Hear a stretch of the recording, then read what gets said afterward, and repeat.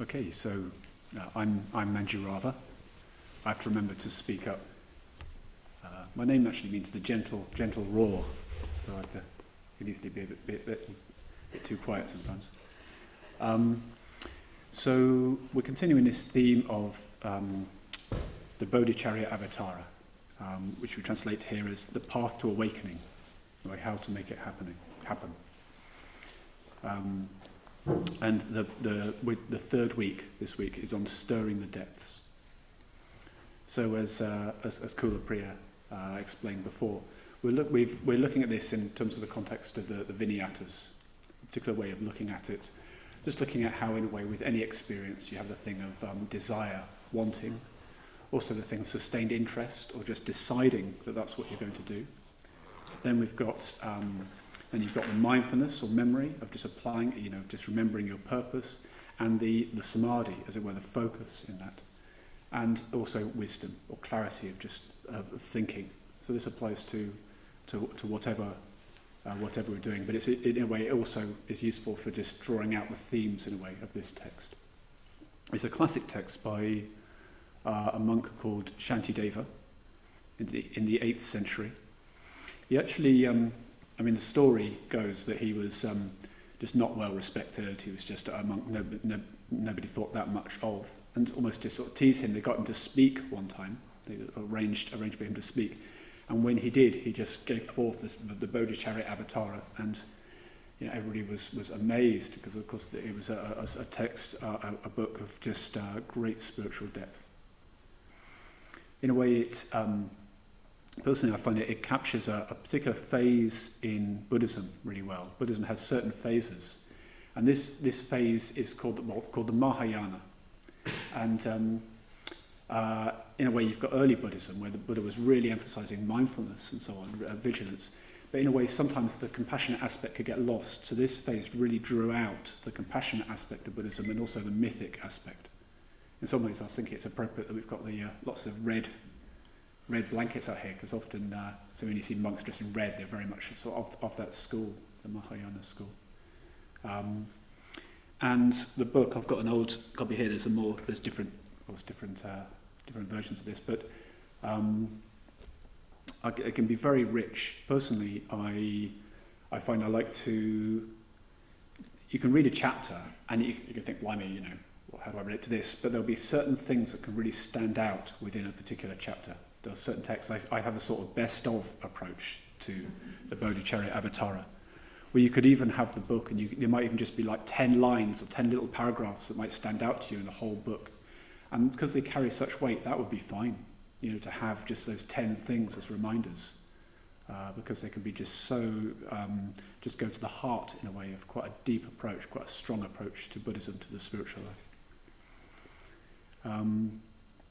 And of course here, we're actually in this, although this is the third talk, we're actually going to be spending I'm going to be following on the same theme as last time of adimoksha, of sustained interest, or particularly that thing of just deciding to do something. So I'm going to be reading out from this, using the text that we've got here. So this serves as well. So I'm just going to begin with this. So, after embracing the bodhicitta, in this way, a son of the Jinnas should strive hard to put his resolve into practice. In the case of some decisions which are rash or not properly thought out, it might be right to have second thoughts. But why should I back out of a commitment that has been thought through and approved by the great wisdom of the Buddhas and their sons, and even by me for what it's worth? If going back on even a small generous impulse has bad karmic effects, what would be the effect of backing out of a promise made to the whole world? So I must act firmly on my commitment. Unless I make the effort now, I shall fall to lower and lower states.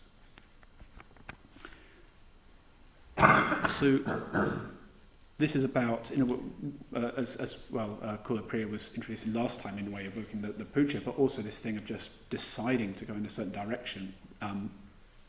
This is very much about just really tapping into that resolve, putting ourselves behind what we have decided on. we all have experience sometimes in life of, or I certainly do anyway, of deciding that I'm going to do something, and then I find that my legs take me in a different direction. So often I can do that in the morning. In the evening, I think, I'm going to get up nice and early tomorrow, and then in the morning, I think, oh, my toes are so warm. But there is an image used of. There's a particular book which I was reading where it talks about the elephant and the rider, where often it can be that we can have all sorts of ideas, but actually often the weight of our being will take us in certain directions. And then it's a bit like we're riding an elephant, and the elephant goes that way, and the rider will say, oh, this is the reason I'm going this way. And then the elephant will go that way, and then the rider on top will say, oh, and this is the reason I've decided to go this way. But of course, the elephant of our emotions, the momentum of our being, in a way, it needs to be addressed. It knows where it wants to go. So it's important that we speak to, as it were, our emotions, speak to our deeper drives in this. Otherwise, we just express a nice sentiment, but we don't act on it. Or we find that certain things we're doing are just in contradiction to just what we announced. So how do we actually really access our emotions? How do we go deeper here? So this is what Shantidev is addressing here in himself. How does he really bring all of himself on board and really make that firm commitment? So there's a few things, a couple of ways here in which he approaches this. So I'm going to read on to the next section on the precious opportunity. So when will an opportunity like this come again? The rising of a Buddha, faith, a human life, the freedom to practice, adequate health, enough food to live, and no major problems. If I can't practice now, what will I do when I am stunned by the sufferings of the lower states? In those states it is hard to act skillfully, which is why the Buddha said that being born a human is as unlikely as a turtle in the vast ocean accidentally putting its head through a single floating yoke as it services. After getting such a fleeting opportunity, nothing could be more stupid than not to practice. So this is an idea that's very is often referred to in Tibetan Buddhism, this thing of the precious opportunity. And of course it's it's drawing on rebirth, which is part of the Buddhist tradition. But I wouldn't expect everyone here to be subscribing to rebirth. We're all going to have different views on such things. You don't want one thing about this is this notion of the precious opportunity. Of course, while certainly in Buddhism it says to be in a way a life as a human is very valuable. It's quite a precious. It is a precious opportunity, but you don't need to believe in rebirth to actually, of course, to recognise that to be alive is a precious opportunity. We've got the thing of how this is starting from the hippie end of things, but in a way the way in which you've got the whole universe arising, and the whole just arisings of suns and galaxies, universes and so on, just all the conditions it takes for there to be a planet that can support life. I know it's a bit kind of it's a bit hippie, isn't it, to just think in those sorts of terms in a way, but nonetheless the conditions actually just for life to arise are incredible. Then you've got, in a way, the whole nature of evolution. So here we are, with a body, with a mind, that's a product of millions of years of evolution, perhaps to understate it. Even just human consciousness, we've got, certainly, tens of thousands, if not hundreds of thousands of years of evolution for us to be here. Also, in a way, the minds that we've got right now, just our ways of being right now, are the product of the whole evolution of society and culture. So all the ways in which just different ways of relating, understanding each other, and so on. This has been developed over many tens of thousands of years, where and in a way we come along and think, okay, this is just how I am. But in a way, it's just all of those conditions have led to us being able to just think the way we think right now. Certainly in terms of culture, I was looking up that quote. Isaac Newton quoted it. It had actually come before. But it says, "If I see further, it is because I stand on the shoulders of giants." So we have so many incredible ideas and so much understanding in a way about things where we're drawing upon a rich culture, just a rich scientific tradition. We've also got, healthcare and so on. Just the fact that we're able to function. We've got healthcare. We're in a society where we're not. It's unlike we're not really in fear of starving. We're not in danger of being we're not having to worry about being killed in wars, at least in this country. So in a way, there's a whole just to be here now is incredibly fortunate position in a way. And of course, you've got the whole thing of how in a way, just to be alive in a way is so valuable. There can often be sometimes you hear about people who might, for example, have a near-death experience, and suddenly they realise how precious this moment is. I've had a friend who, back in the day, caught HIV at a time when they thought that was a death sentence, and of course, but actually then they found the medication where it changed. But they had a period where they thought that life was very short, and they really had to just really value, this opportunity of this life, as it were. There was a sort of intensity of that. And so often we can lose that. We can just settle into our kind of just taking life for granted. Whereas just the thing of being here is an incredibly precious opportunity. In fact, there's a quote somewhere else of the human body at peace with itself is more precious than the rarest gem. So again, just health, we have just such a valuable opportunity. Now, of course, this question of what is that opportunity for? In a way, that's going to be, in terms of, Buddhism has something to say about that. I'll be touching on part of that, but of course I'm not going to try and answer that question in its fullness, because I end up talking about lots of things. But even then, we don't, that question of just the precious opportunity of being alive, we don't need to, of course, just stay within the box of Buddhism to answer that. There's always a question for us of what is it for us to just make use of this precious opportunity of being alive. And of course that'll be different for us. Probably many of us don't know. In fact, I quite like, certainly it's a theme in meditation in a way of who knows what will arise. There's this thing of just in a way discovering what life can be about. But if anybody has a sense of knowing, no, this is what I feel my life is about. This is what is a precious opportunity for me. This is what has meaning for me. Then one must treasure those things, as it were. That's because it's gold, as it were. This question of just how do we make use of this precious opportunity of being alive, being here now. So Shantideva is drawing on this reflection of the precious opportunity.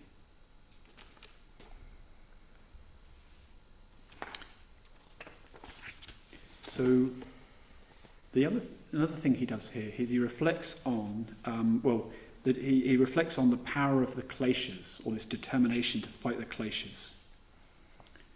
Now the kleshas, of course, is a word many of you won't know. So kleshas means, I think of it as afflictive mental states, or we've got in here mental states that cloud the mind and manifest in unwholesome actions, like anger or anxiety or whatever, jealousy.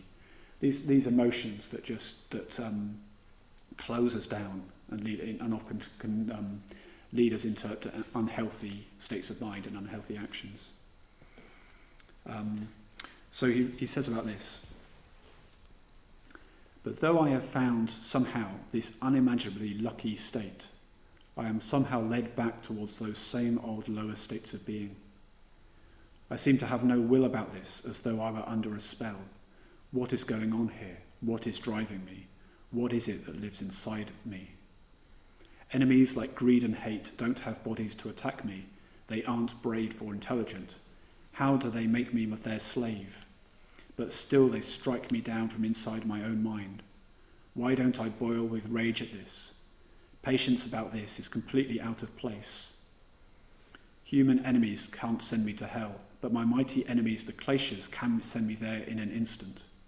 Human enemies become friends if we treat them kindly, but when we are kind, or when we indulge the Kleshas, they just cause us even more suffering.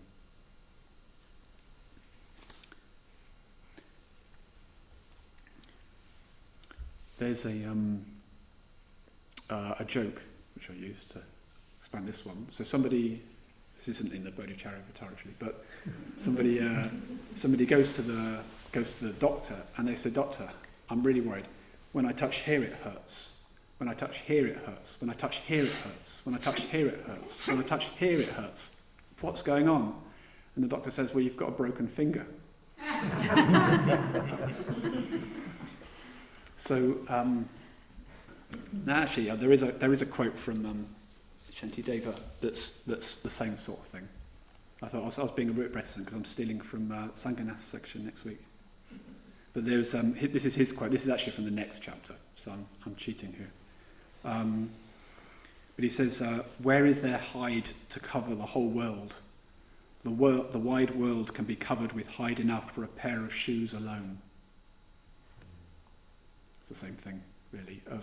In a way, we can often in life we can have all sorts of things that are triggering us in all sorts of ways. People who annoy us, things that just cause us anxiety, and so on. You can be, all sorts of things that can cause us all sorts of inconvenience all the time. And yet, in a way, the things that we're working on, the thing that's really getting to us is actually our vulnerability, as it were, to anger, to anxiety, to jealousy, and so on.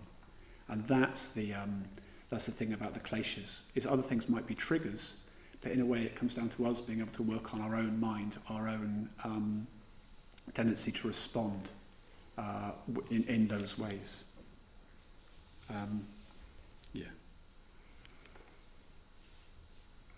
So this is what we need to work on, really, is this, and maybe this is in part an answer to the question of just the precious opportunity. It's the ability to work on our minds. We talk often in our society, we talk about, what if you win the lottery? What would you do, and so on. There can be quite a fascination in a way, and what happens if you get £10 million or whatever, how would it be?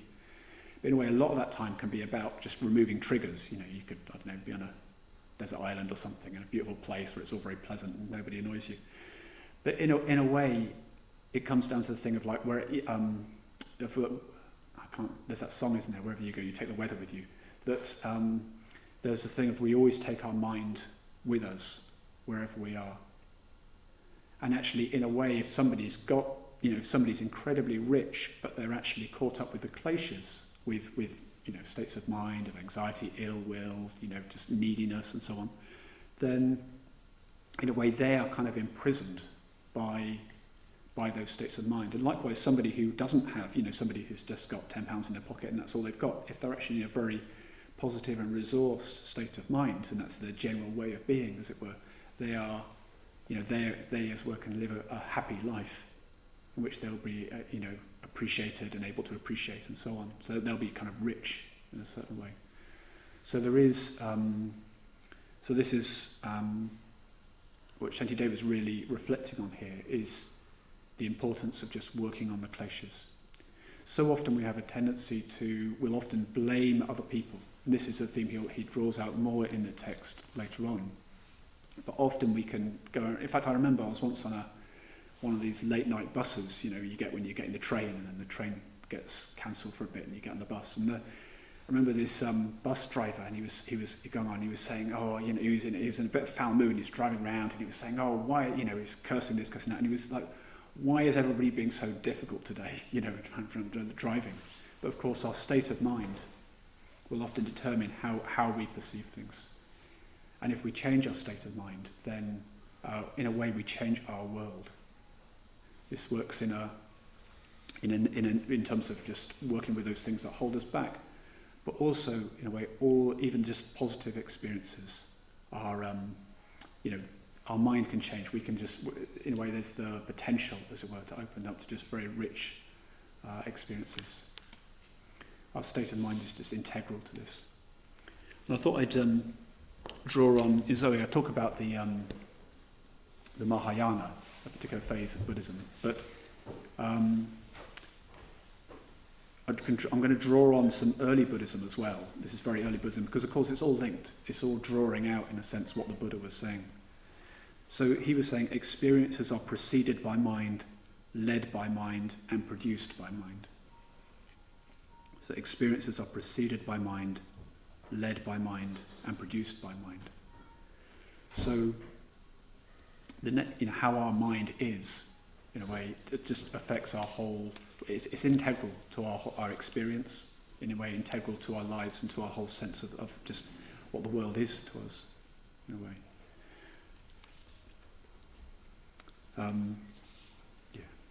In some ways, even with the mind, also there's the if you think about how incredible our bodies are. Sometimes I think that if you cut your finger slightly, just think all the incredible processes that just go on just to mend the slightest cut. But I just take it for granted. I just think, well, there's my finger or whatever. Or there's but actually the body, of course, is incredibly complex. And just so with our minds, there's an incredible richness in our minds. If only sometimes we can just sometimes talk about the glaciers as kind of like when you've got weeds or whatever in water, obscuring the water. But in a way, if we can just, in some ways, the potential for us to just tap into a lot of richness in our minds is just quite close by, as it were. It just takes that determination, as it were, to work on that. In fact, I'll quote the Dhammapada again to lead into this.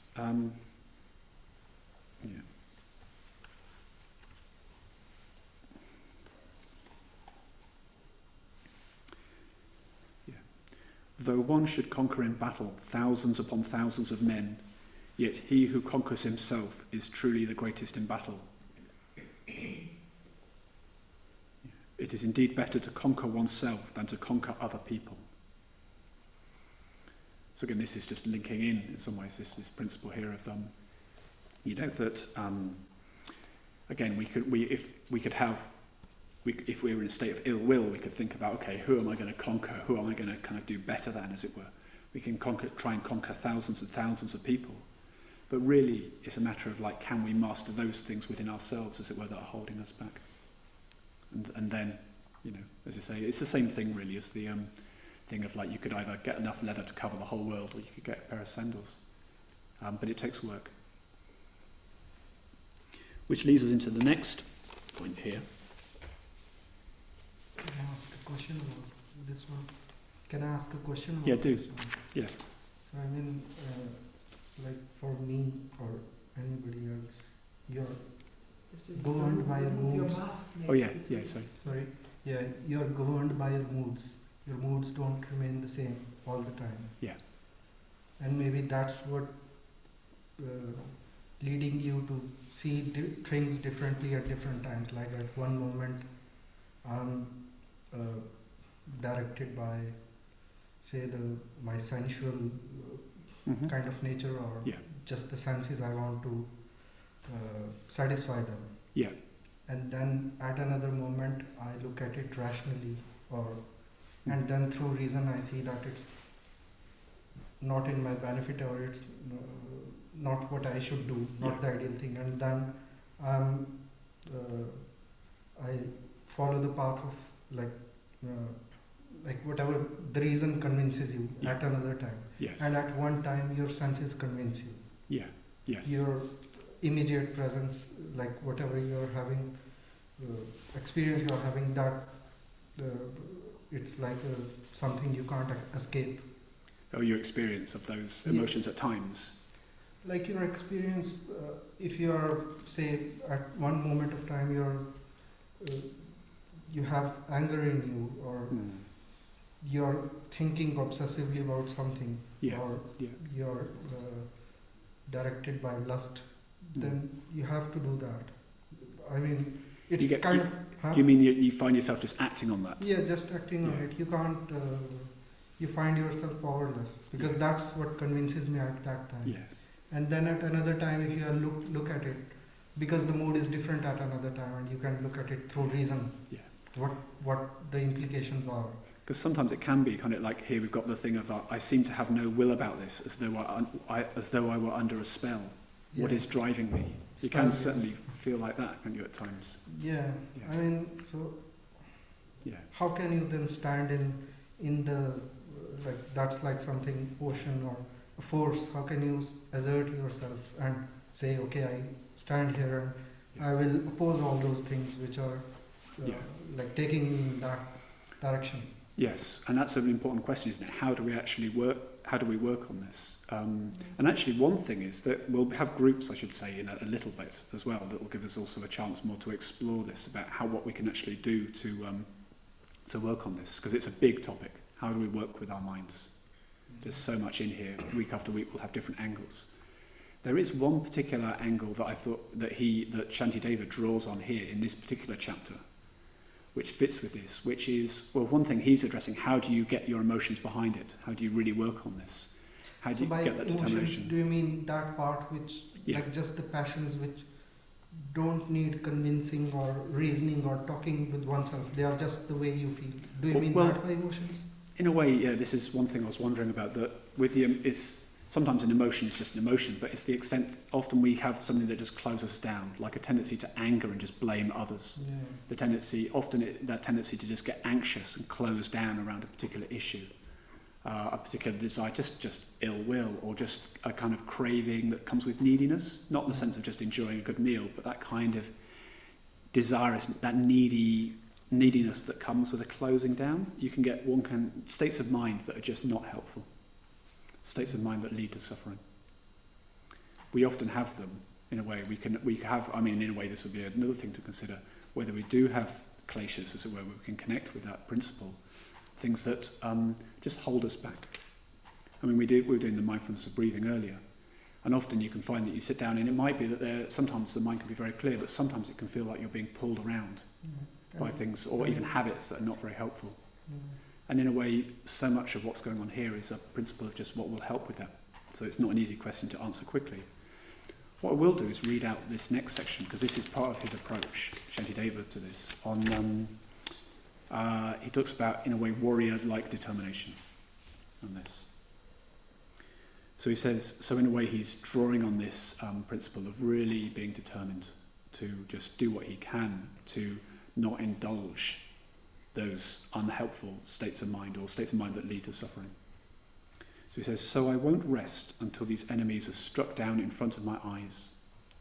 Look at worldly warriors. They are passionate to kill their enemies. They don't count the pain from blows, arrows and spears. They won't give up until they win, and they proudly show off their wounds and scars.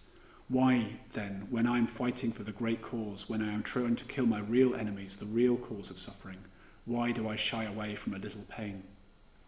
Look even at the lowly folk like fishermen and ploughmen. Just for the sake of their livelihood, they put up with all sorts of discomfort, like the sun's heat and the freezing cold.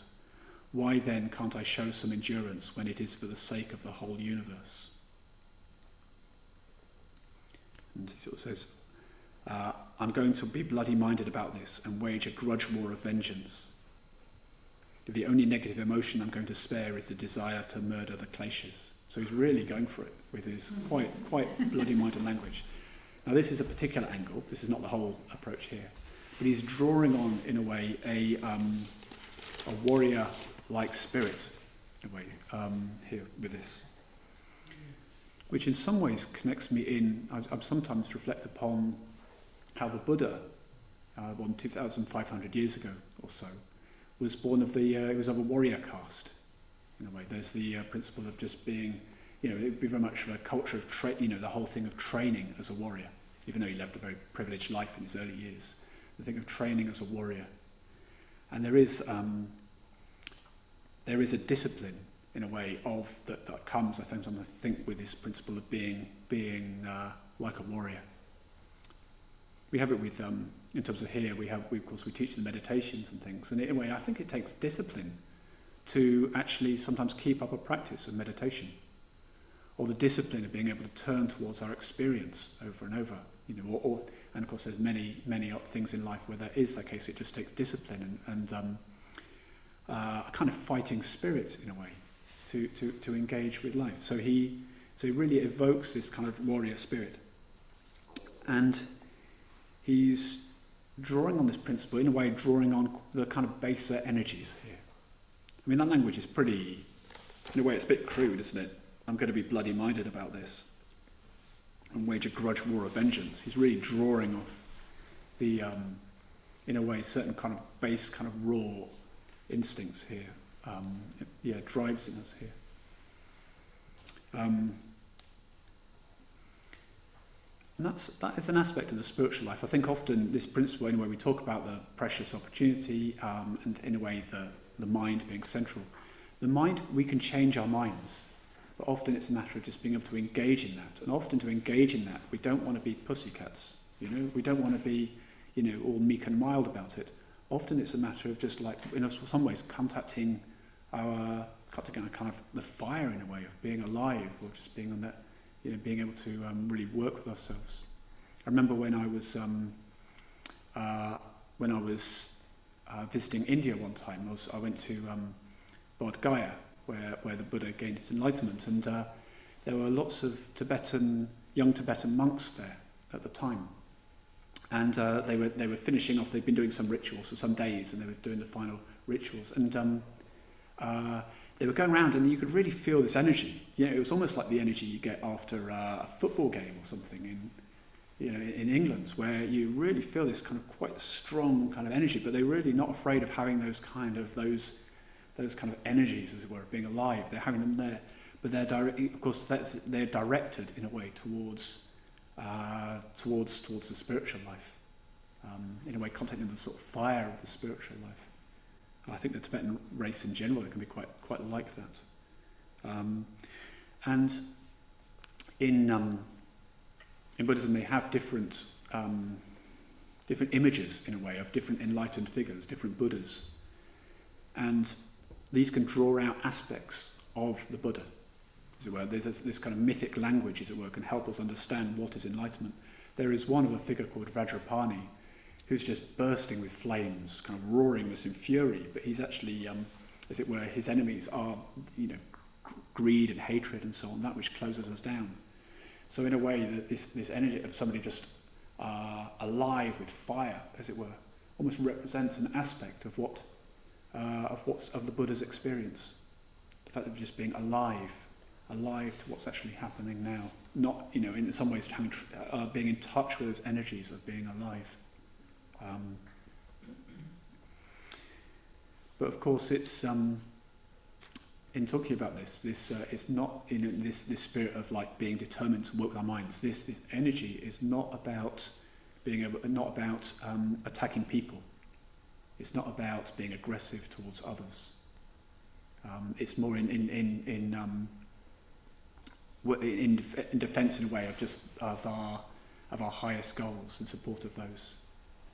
I know, and I heard about how in Tibet, when the Chinese invaded Tibet, and many monks were kidnapped. I mean, I talk about this secondhand. This is not a Tibetan tradition, nonetheless, but drawing off what happened in the way I heard, you could hear about monks who they would be determined not to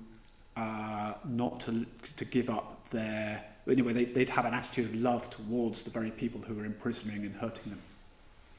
And part of that was that they were going to be this determination, as it were, that they were not going to let anybody take that away from them.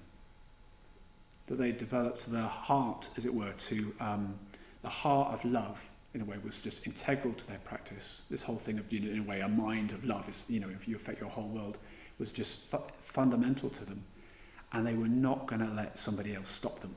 So even people who were, seemingly acting against them, they were determined to not let them take away this attitude of love. So they weren't just doing it because they thought that guy might, could do with it. Well, they probably did think that guy could do with some love. But a lot of the reason for doing it is because it was something that was deeply, deeply precious to them, and they weren't going to let anybody stand in the way of this just attitude of love, because it's so integral to their practice.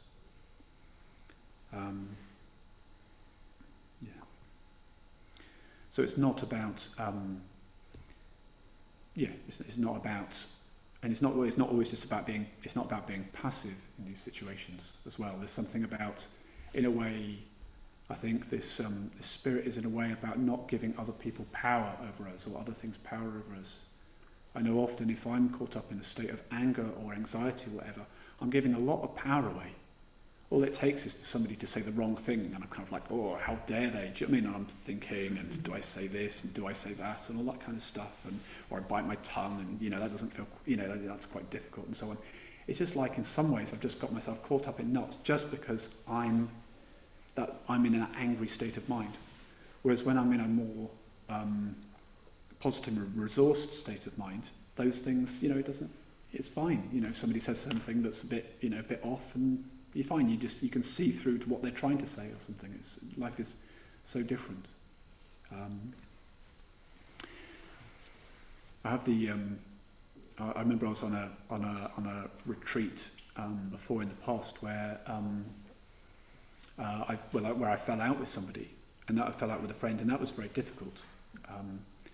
And in some ways I could connect with that spirit where, in a way, I found that in order to just sort of let go, in order to forgive, as it were, it wasn't just a matter of kind of shrinking down and becoming small. It was actually a matter of just accessing states of mind that were just quite positive, taking that kind of the painfulness, as it were, of falling out with a friend, but what can just become bigger, as it were, that can just have that bigger perspective on things. So it actually felt quite empowering. Or certainly that notion of not letting a situation like that be a spur for just letting myself get caught up in ill will. Because if I'm in ill will, I'm doing ill will, as it were. So just it takes that strength sometimes, that sort of almost like that kind of warrior energy to actually just say no. Do you know what I mean? Just I'm gonna. Quite empowering in a way to almost sit a bit like this figure of Vajrapani, as it were, the flames, and just sit with the flames of that experience. But no, I'm gonna. Do you know what I mean? I'm not gonna go down that path of ill will, and just almost you have to sort of grow into that. So even forgiveness can be quite empowering. And it's not, in a way, this thing of working with the kleshas, this kind of warrior spirit, this kind of determination to work with our states of mind. Like I say, it's not just about being passive in things. I work in my day job.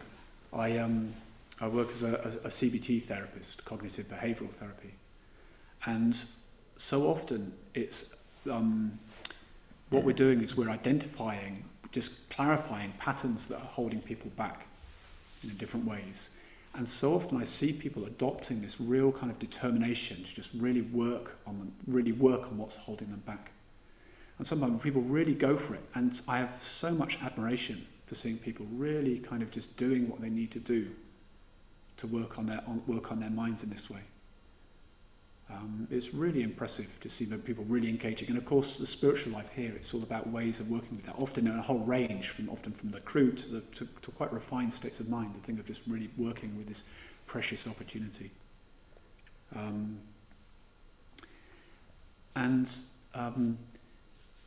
This principle of, in a way, just this thing of being a warrior, we can take that in a crude way, as though we're kind of like, just got to do it. But actually, often it's about, there can be this principle of, in a way, just evoking that determination to just do what needs to be done. I was thinking of some examples of this, of just what it might involve. So one thing is just doing what we're afraid of doing, for example. Certainly myself, I can be anxious about certain things, but if I actually dare I step out and try it, and I find that sometimes if I do, it's kind of like, whoa, I can really feel the energy is being brought up. And sometimes I might succeed, and that can be quite something, can be quite growing. But even if sometimes I mess up. In fact, I remember once I was helping out on some Buddhist event where I didn't know how to cook rice, and I cooked a massive, great big pot of rice that was completely unnecessary. And you just think, oh damn, I felt a bit gutted about that one. But just sometimes even just that exhilaration of having tried, as it were, and just like, okay, do you know what I mean? Loosening up around that, stepping out of our comfort zone can make quite a difference. To be able to disagree sometimes with people. Again, I can have a habit sometimes of wanting to placate if there's difficulty. So again, that can be stirring up the depths, as it were. That can take determination. In some ways, there's a thing of there's the determination, the strength, as it were, to allow our experience to be our experience.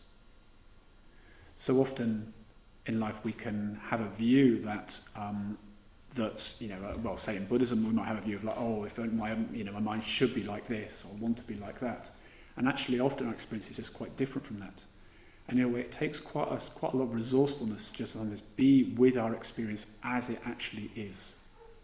In a way, to be vulnerable with our experience, to be able to be open about that and honest about that, to not be constantly chasing after distraction, as it were. The back of the breakfast cereal box and so on. So there can be a real strength sometimes in just being able to just feel what's going on for us. Being able to just be open to what's here, open to ourselves, open to others. In a way, the spirit to just pursue what matters to us. And in a way, of course, one theme in the Mahayana is in a way acting for the benefit of all beings. So working on the spirit in a way to, do what's going to make a difference to others, but in a way starting also particularly with just working on our own minds. So Shanti Devi is evoking this warrior spirit, our baser energies in this quest. So we're going to have some groups now to explore this. So perhaps just some possible questions in this. Well, anyway, you can talk about anything from this.